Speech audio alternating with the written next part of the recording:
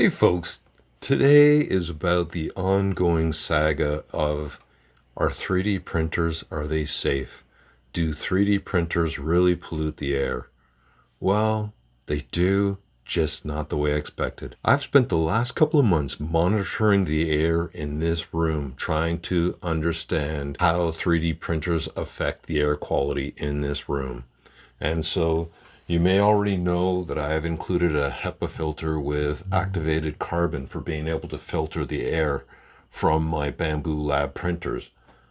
But in the last couple of months, I've been using this AirGradient air monitor to watch the quality of the air in the room. This isn't a review about this air quality monitor. This is about what I learned from it. But AirGradient was nice enough to give me this AirGradient ONE. And a big thanks to Ethan for supplying the monitor.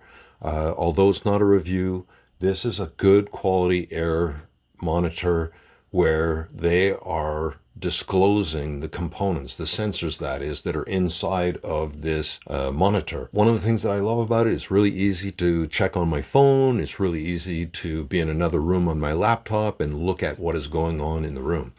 I got a few surprises over the last couple of months, and one of them was how active this room is without the printers running. In this room, I've got a freezer, I've got a washer and a dryer, I've got the two Bambu Labs with AMS, I've got a food dehydrator that I use for drying my filament, I've got a central vacuum unit that exhausts into this room, and then in the adjoining room that this is open to is the HVAC for the house. So I did not realize how much all of those items were going to actually impact the readings in this room. One of the big surprises for me was the laundry detergents and the cleaners that we use that sit on shelves in this room that we open and close whenever we're cleaning, whenever we're doing laundry.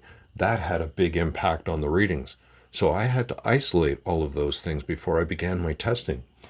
And one of the things that I did was I eliminated the filtration system off of my Bambus, both of them. I took out the Bambu Lab supplied activated carbon from the units, and I was printing with them and I was monitoring the readings over weeks. I watched this only to tell you that the particles that are generated from these printers are minimal. The VOCs, okay, they give off VOCs, and that's going to depend upon the filament that you're running. PLA is not too bad, but once you start getting into PLA plus and even PET-G, those numbers rise a bit.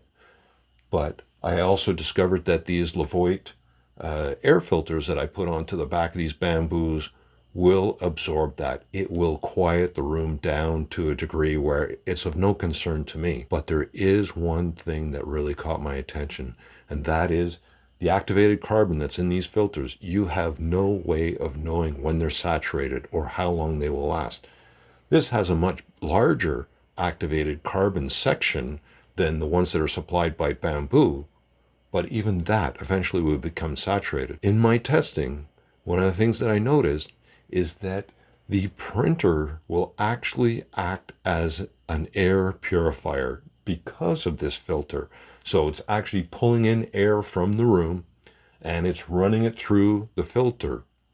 And so the room quieted down. I'm only able to know that because of this monitor. So that was fantastic. But a really big surprise that caught me off guard was the food dehydrator that I use for drying filament. Most of the rolls of PLA that have been well dried and vacuum sealed will give off a little bit of VOCs, not a huge deal. But some of the modified PLAs, PLA Plus, etc., PLAF, all those others, they off gas where this thing was turning red. It was incredible, and it did it very, very quickly. And I realized that it's because we're drying and pushing air across the whole roll of filament in comparison to the printers themselves. The printers, you're melting filament at a much slower rate than heating and forcing air across those rolls of complete filament. So that was a surprise to me. And that is actually, there's something that I need to do about that, and I'll tell you about that in a moment. Something interesting that I learned during this investigation was that I used to think of filters working like a sieve. You have a certain size opening in the filter, and whatever can pass through that opening will not be captured by the filter. But when we're talking about particles that are down to zero point 0.3 of a micron, there's something that I've discovered is called Brownian motion. So a lot of people have asked me, they go, okay, great, particles 99.97% effective on particles that are as small as zero point 0.3 of a micron. But what I learned is that zero point 0.3 of a micron is actually the most difficult particle to capture. Particles that are smaller than zero point 0.3 of a micron are easier to capture because of the Brownian motion. And what that means is that particles that are smaller than 0.3 of a micron will crash into air molecules, and it will cause them to zigzag. So it's not so easy for those smaller particles to be able to pass through the HEPA filter. So 0.3 of a micron is the most difficult particle to capture just because of the size of it and the way that it rides the air currents, and the air molecules won't affect it as much. Then particles that are bigger than that, well, you can think of it working like a sieve. They won't be able to pass through the openings, the fibers of the actual filter. So in conclusion, the particles that are generated from it were much lower than what I expected, and I intend on continuing to run my Bambu Lab printers with this modification that I came up with. I will continue to monitor the room with this AirGradient. This is a good quality air monitor. On their website, they will disclose every sensor that is built into this unit so that you can investigate it for yourself.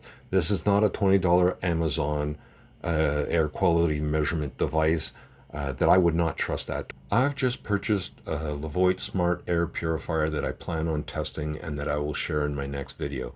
My understanding is that the Levoit Smart Air Purifier that I've purchased has an air quality measurement device in it as well, so that it can automatically adjust the fan depending upon what is actually happening in the room. My intention is to use the food dehydrator with a roll of filament and see how that smart air purifier handles that. If the VOCs go up in the room, will the Levoit air purifier take care of that? Between the two of them, I think that I'll be able to know when the carbon is saturated, both in the Levoit unit and by the AirGradient telling me. So that'll be next. If you haven't seen the original video related to this HEPA filter, it's going to be right here. That HEPA filter includes activated carbon.